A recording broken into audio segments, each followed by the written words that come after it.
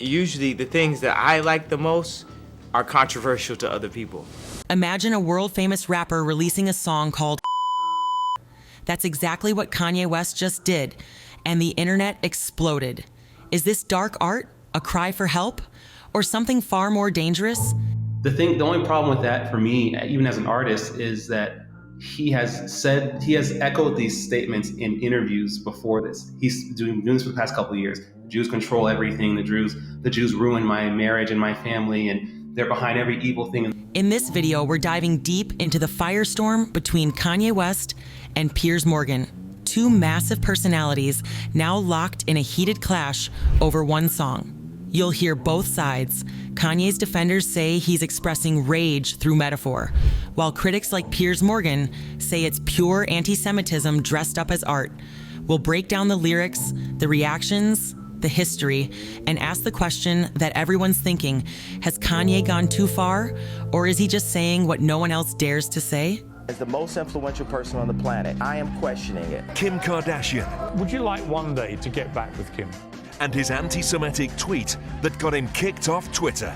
It is racism when you say I'm going deaf So clarify the Jewish truth. people. No, it's not. Interview adjourned.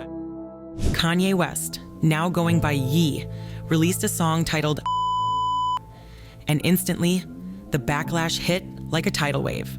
But Ye's supporters were quick to defend him, saying people were missing the point, the argument that Ye isn't celebrating. He's comparing himself to history's ultimate villain to show how society has painted him. In the intro to the song, he even says, "I'm not thinking logically. I'm full of wrath. I'm the villain." Man, these people took my kids from me, then they froze my bank account. I got so much anger in me, got no way to take it out. Some conservative commentators, like Michael Knowles, back this up, calling the song a form of dark confession, not admiration. They say it's about rage, alienation, and being misunderstood, not hate speech.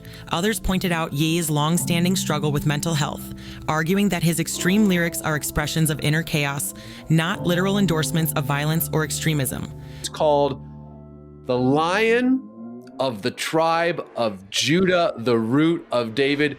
I mean, you could not describe a more Jewish sounding title. What more where that came from? It was two of the most extraordinary hours I've probably ever had, I think, as an interviewer.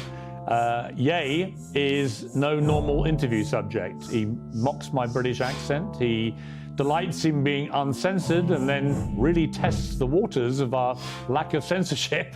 So the big question becomes, is Kanye using shock to highlight how he's been treated by the media and the world?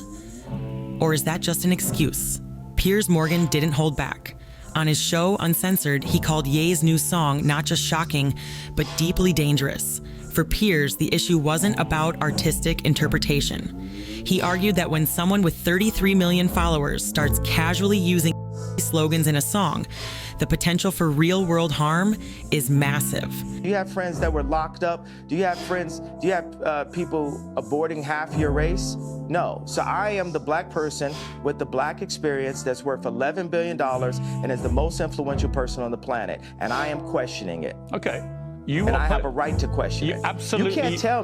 You can't tell me with your accent that me as an American Jew black person that I cannot question that deaf and question the means behind that was put on camera. I'm not saying you to can't traumatize. I'm not finished. La la la la. Piers went further, saying that Ye's pattern of anti-Semitic statements, from tweets to interviews, creates a clear and consistent message, one that can't be separated from this song.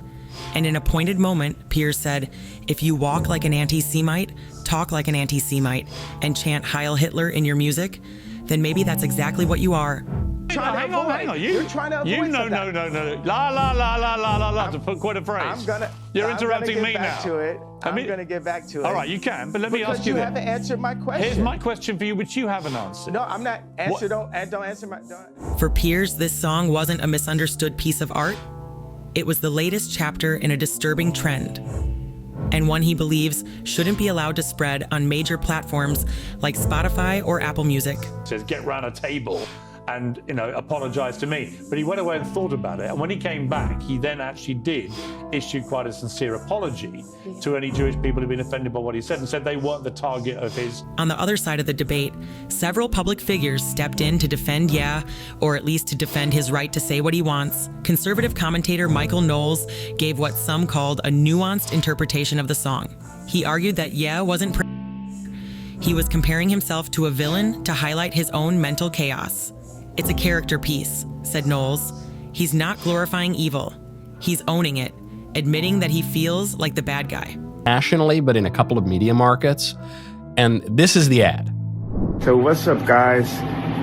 I spent like all the money for the commercial on these new teeth. Others, like Brandon Tatum, said Ye's mental health should be part of the conversation. He's not well. This is an outcry for attention. He's using shock to get people to listen, said Tatum. But critics weren't buying it. They asked, if this was satire, where's the line? Can someone really chant Heil Hitler and just call it performance art? For Ye's defenders, it was about freedom of expression.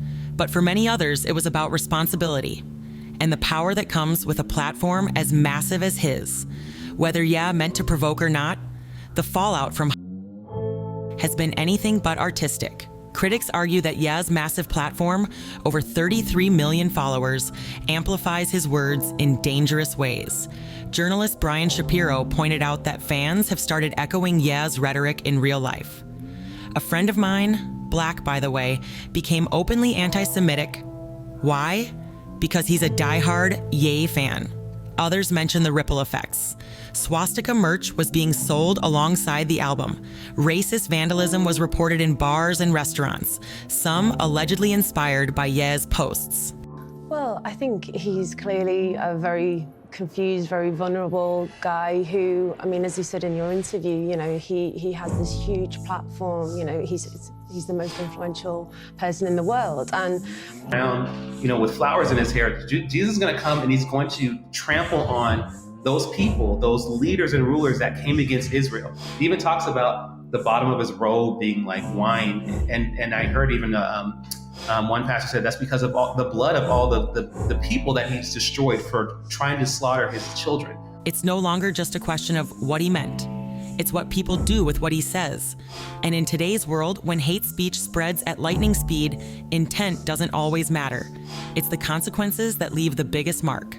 And question the means he had. That was put on camera I'm not saying you to can't traumatize. I'm not finished. La, la, la, la means let me finish. Answer the question about the femur. Enter Piers Morgan, never one to hold back, who called Ye's song not just provocative, but outright dangerous. In his words, if you quack like an anti-Semite, walk like an anti-Semite, and chant in a song, you probably are one. For Piers, this isn't about free speech or artistic freedom. It's about hate speech dressed up as art. He points out that Ye has spent months spewing anti-Semitic rhetoric to his millions of followers. And now, he's turned that into a commercial product, a song, a headline, a marketing tool. According to Piers, this isn't mental illness. This isn't misunderstood art. It's deliberate, calculated, and it puts real people in danger. He argues that platforms like X, Spotify, and Apple Music should ban content like this because free speech has limits that matter when you're riling up people with dangerous ideologies. So where does this leave us? On one side, Kanye West, or defending his song as an expression of pain, chaos, and villainy. On the other, Piers Morgan and many others warning that it's more than provocation, it's incitement. This clash isn't just about a song title or shocking lyrics. It's a mirror of today's cultural divide. Where does artistic freedom end? When does free speech cross into hate speech? And who gets to decide? Ye's supporters say he's misunderstood, a genius pushing boundaries. Critics say he's fueling real-world hatred and profiting from it. One thing's for sure, the fallout is just beginning. Usually the things that I like the most are controversial to other people. The same man who said this, Like, no, the Jewish media. and wore this, Throw the boots on with it. and shared pro-Hitler propaganda, And in the middle of it all, fans, critics, and platforms are asking the same question. What are we willing to tolerate in the name of art? This isn't just about Kanye anymore, it's about us.